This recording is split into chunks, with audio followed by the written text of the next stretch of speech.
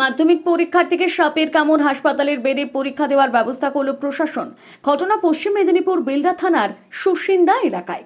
মাধ্যমিক পরীক্ষার্থীর নাম জ্যোতির্ময় জানা, বেলদা গঙ্গাধর একাডেমির ছাত্র। মাধ্যমিক পরীক্ষার্থীর পরীক্ষা কেন্দ্র পড়েছিল বড় মোহনপুর হাই স্কুলে। জানা যায় শনিবার সকালে বাড়ির বাইরে দাঁড়িয়েছিল ওই কিশোর। হঠাৎ কোনো অজানা সাপ তার পায়ে কামড় দেয়। এরপর বাড়ির লোককে বললে বাড়ির লোক তাকে বেলদা সুপার স্পেশালিটি হাসপাতালে নিয়ে এসে ভর্তি করে। শনিবার মাধ্যমিকের অঙ্ক পরীক্ষা ছিল। ওই মাধ্যমিক পরীক্ষার্থীকে ডাক্তারি অবজারভেশনে রেখে হাসপাতালের ভিআইপি কেবিনে পরীক্ষা দেওয়ার ব্যবস্থা করা হয়।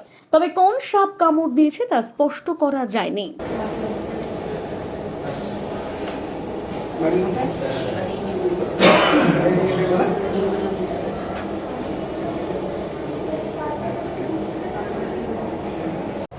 মেদিনী আই কেয়ার অত্যাধুনিক চক্ষু হাসপাতাল, কেশিয়ারি কৃষক বাজারের নিকট, যেখানে শঙ্কর নেত্রালয় চেন্নাই এবং এলবি প্রসাদ আই ইনস্টিটিউট হায়দ্রাবাদ থেকে ট্রেনিংপ্রাপ্ত আই স্পেশালিস্ট রয়েছেন।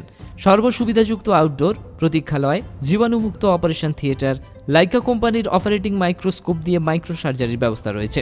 অত্যাধুনিক ফেকো পদ্ধতি দ্বারা ছানি সঙ্গে ইন্ট্রাঅ্যাকুলার লেন্স ইমপ্ল্যান্ট অপারেশন করা হয়। অপারেশন লাইভ দেখার সুব্যবস্থা রয়েছে।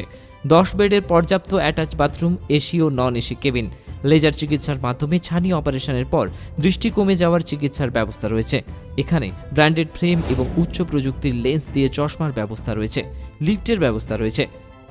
হাসপাতাল প্রতিদিন খোলা।